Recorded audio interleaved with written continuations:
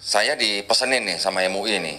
MUI itu paling sering pesan sama saya gini, jangan sampai menafsirkan kitab suci orang. Itu yang penting. Karena ketika kita menafsirkan kitab suci orang dengan kacamata kita, itu akan jadi masalah. Itu yang nggak boleh. Ya. Ya. Kita harus tetap menghargai penafsiran dari agama orang lain. Tapi kalau misalnya kita hanya membacakan atau kita hanya menunjukkan ada kejanggalan dalam kitab suci, ini masih dalam ranah diskusi yang akademis dan ilmiah, itu masih fine-fine aja, sebenarnya nggak apa-apa. Tapi kita nggak boleh menghina agama orang lain, kita nggak boleh menghina sesembahan orang lain, itu nggak boleh. Di agama Islam juga kita dilarang, jangan sampai kita menghina sesembahan orang lain, karena orang itu nanti kan menghina Allah Subhanahu Wa Taala dengan tanpa pengetahuan. Yang harus dijaga di dalam ranah toleransi itu adalah itu sebenarnya. Oke. Kalau hanya masalah ibadah dan segala macam yang mungkin menyalahi prosedur dan segala macam, itu memang harus ditelusuri sampai ke akar permasalahannya.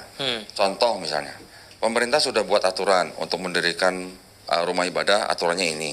Untuk mensiarkan agama sudah ada aturannya ini. Tetapi ketika ini ada yang dilanggar, bagaimana? Karena masyarakat mungkin kurang sosialisasi, mungkin ya. Pemahaman. Contoh misalnya, saya pernah beli gereja di daerah Gentan, Klaten.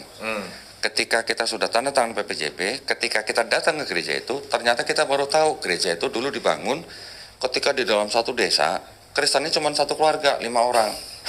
Hebat. Gimana caranya, Pak? Gimana caranya? Itu mestinya boleh nggak? Nggak boleh. Kok bisa terjadi? Gitu. Berarti ada pelanggaran prosedur, ya kan?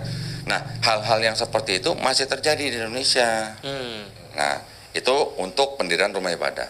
Ketika kita juga bilang soal pensiaran agama, kita nggak pungkirin masih banyak upaya-upaya dari kalangan.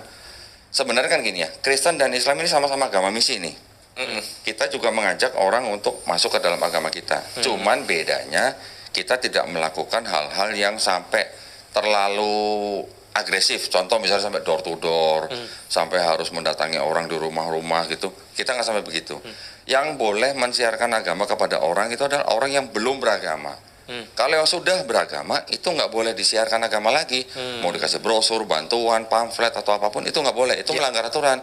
Itu ada di keputusan bersama Menteri Dalam Negeri dan Menteri Agama nomor 1 tahun 79 bab 3 pasal 4.